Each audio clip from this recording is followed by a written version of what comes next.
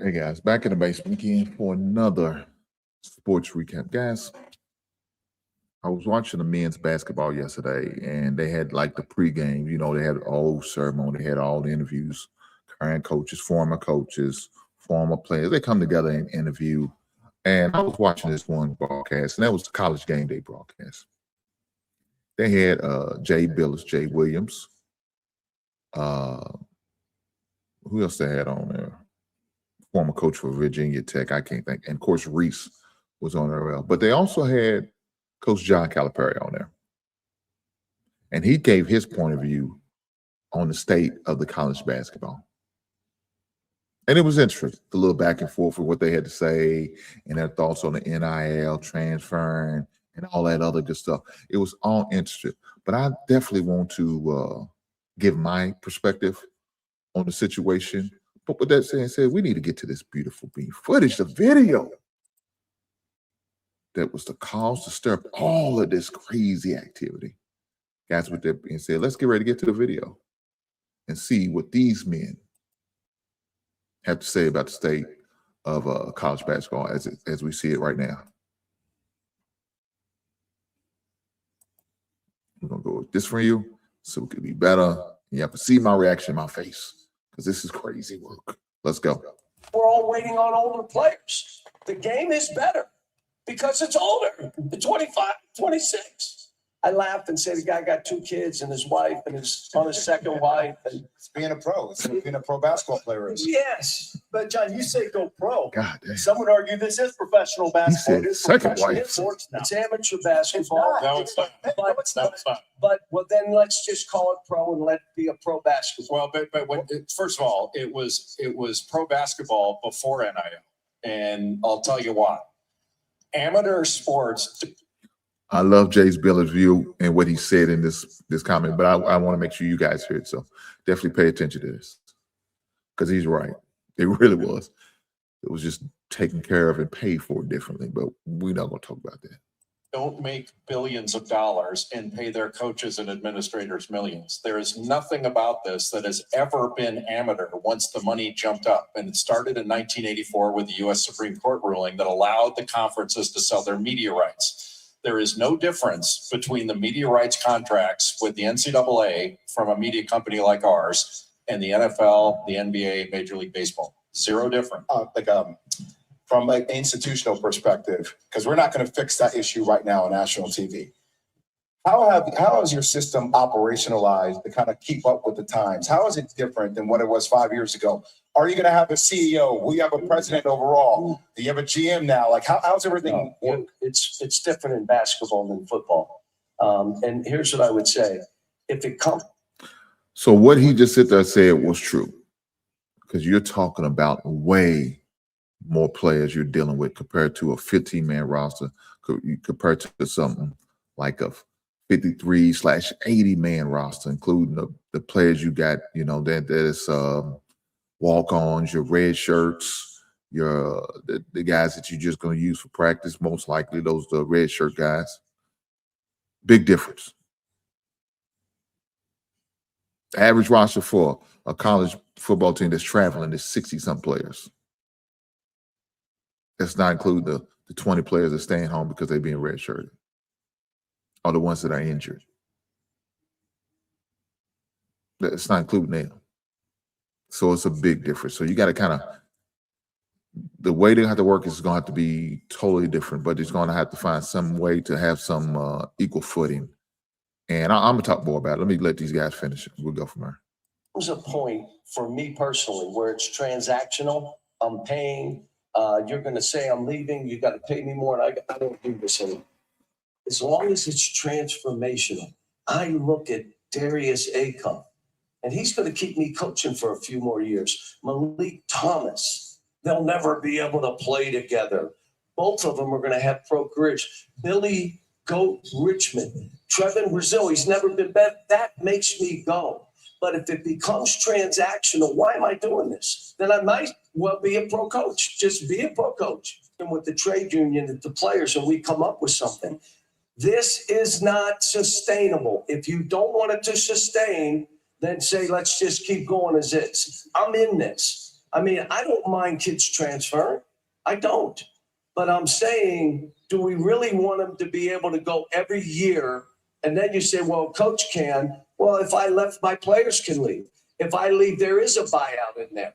So I don't know. I don't have all the answers, but I do know this. The transfer and the length of eligibility. A 17-year-old playing against a 28-year-old is not healthy and safe. It's just not. There needs to be And some why kind of in years of football do qualification. they make them stay 3 years? Because they say it's not safe. No, that's not why. The NFL has a collective bargaining You and agreement, I could go back and forth No. on this and have some fun with it. but they determine. So again, this is why Jay Billis needs to be there. Because Cal's saying stuff that's going to get the emotions going, right? He's going to say the stuff that's going to get people talking, and not all his information is accurate. So now you got to have somebody to fact check. And that's what Jay Billis is the guy there for. Jay Willis just going to say, oh, okay, and kiss his goddamn ass. Reese probably knows some of this stuff, but he's not going to really be confrontational. Jay Billis has no problem with it. None at all. That other guy that's a former coach, he's old yes man for Cal too. So he's not going to speak against what Cal's saying. So let's keep going. So that's a great point. Like the NFL, it used to be 4 years, and right now when we're talking about this, we're kind of taking an old school mentality of, hey, it used to be a certain way, and that's fine. But if we want players to stay, then sign them to long-term contracts and put buyouts in them. But the NCAA doesn't want to do that because they don't want them to be employees. They want to beg Congress for an antitrust exemption, and they're not going to get it. Well, what other multi-billion-dollar industry is getting an antitrust exemption from Congress? There isn't one. What the NCAA should do is make rules that don't violate federal law. The rest of American business has to do it. They can do it too. Well, that's the one major difference then, right? Like that's a difference between being an NBA or NHL. There are rules and regulations. Also, there's a CBA. The players have a voice. The coaches have a voice. We don't have any of those guidelines. So they don't want it. Exactly. The NCAA does not want it. And like when it drives me crazy when people say, well, we used to talk about education. What's stopping you from talking about education? If a player's not interested in education, then don't take the player. And if you don't like transfers, don't take transfers. But you know what everybody wants to do? They want to win. Like none of these schools is going, we have the highest GPA. They're going, we've been to 6 Final Fours. They want to win, and they're going to pay what's necessary to win. But you got to find a balance, because I don't care what, with collective bargaining, it's a professional sport. All those things sound great. But in the end, these are 17, 18-year-old kids. They're not kids. Well, it's called men's college basketball. They're adults. That's just rhetoric. No, they're adults. They're adults. It's a developing young person. That's different. You say developing young man. Developing young man is still an adult. They get charged with a crime. They're charged as an adult. Can I just say this? I've been one that has promoted young people making money 15 years ago. They're NIL. They should be able to do this. We just got to figure out, maybe it's collective bargaining. Maybe it's collective bargaining, $600 a year. And then he's done. No college degree. He goes to get a job. And the guy offers him $60,000. The guy pretty feels good about it. $60,000. This is fugazi money right now. And you're right. There's so much of it. It's crazy. What do we do with that kid? Exactly. Now all of a sudden he says, $60,000. Do I get a car? Do I have to come to work? Do you get me? You're feeding me, right? The department, we're going to deal with mental health issues. And that's what I'm saying. Let's collect the bargain. Let's have people in the room. We're finally talking about it to say it's an issue right now. And we got to do something. I'm for the kids. I don't care what they make. I don't really care. Let people decide that. But how we run our business, we've got to do this different for them. I hate to say it in the game too, which we've all benefited by. No, they fired me though. Did you know they fired me? They fired me because I played rookies. It's remarkable, Dan. I think both of you make great points in that. I agree with Jake. They're not kids, but they're still maturing. There's something to be said for helping them to develop, help them make wise decisions, because when we are immature, even if we're adults, sometimes we grab at the first shiny thing we see, and it's not for the betterment in the long Can I term. just say one- But you have to let the business function as a business. Yeah, I just think we're talking about the 1%ers. We're not talking about the enterprise. And we have young people that are making this money, and that's great. And they're going to go to Europe and get fired. They're going to come back. And you talk about mental health issues. We better be prepared to help these people, have someone build a bridge for them to cross to help them navigate the rest of their life, not just these 3 or 4 years where they're marketing. So they'd Let me be healthy say or this. unpaid. Jay, I have nothing to say with that. No, I don't think he's saying I'm that. not Jay, saying that at all. Jay, a kid's making 500,000 a year. He stays and he transfers and he. College football is 50 years older than the NFL. And the NFL used to have, or excuse me, the NCAA used to have a rule way back in the day that when the NFL was getting going. Guys, let me first apologize because the video's all over the place. And the reason why I kind of try to blend it together, but I didn't have like a sequence number on it. And that's on me. That's my fault. I should have did a better job at that. So with that being said, kind of it falls like one conversation. This conversation is not. But we do get the gist of what he's talking But about. if you worked in professional sports, you can no longer work in college sports. So the NCAA, or excuse me, the NFL came to the NCAA on bended knee and said, please don't do this to us. You'll kill us as we're getting going. We won't draft your players until they graduate. And then they started drafting them after 3 years. You know why? Not because they're mature enough now.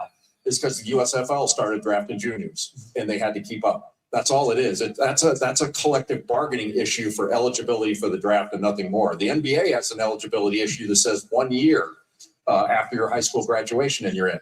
So that's a pro thing, not a college thing. The colleges just the NCAA will not adjust to this. They never have. And they've used the word unsustainable for 50 years now, and the money keeps going up. The ratings are higher than they've ever been right now. Can I ask you or not? Let me say this. Back in the mid-90s, 97, I think Ed O'Bannon seen himself in a video game. Just like this image and everything, but he never got paid for it. He's the father of him pushing for this NIL deal. And he filed a lawsuit back in 97, a year after he was done playing. He filed in. NCAA had over 20-something years. They had over almost 28. If you go back even to 97 when they filed a lawsuit and you knew about it and it was going to be, it could possibly happen. Even if it didn't happen, you at least will be prepared if it did. They didn't even do anything. You had over 25 years to address this, and they haven't.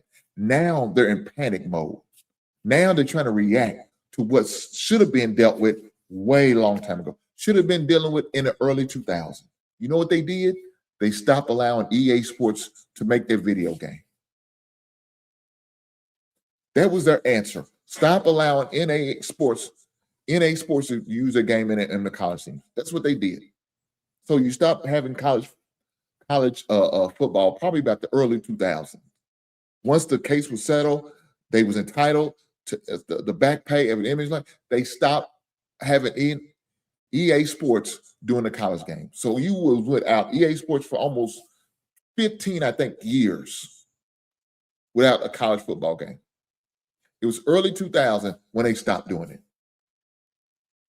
or mid 2000 when they stopped doing it. That was their answer to it. Oh, well, we're not going to play these players, so we're going to stop using them on their game, stop producing that game for it. That's what's going to fix it. You got other things. You're still selling these kids jersey numbers. People know who number 5 for USC is. They know that's Reggie Bush. They know who number 8 is for the University of Louisville. That's Lamar Jackson. We know who Vince Young wore when he wore the number, I think it was 12 at Texas. We know that. We need to stop this. But that's what they tried to do. Had the jersey number, no name on the back.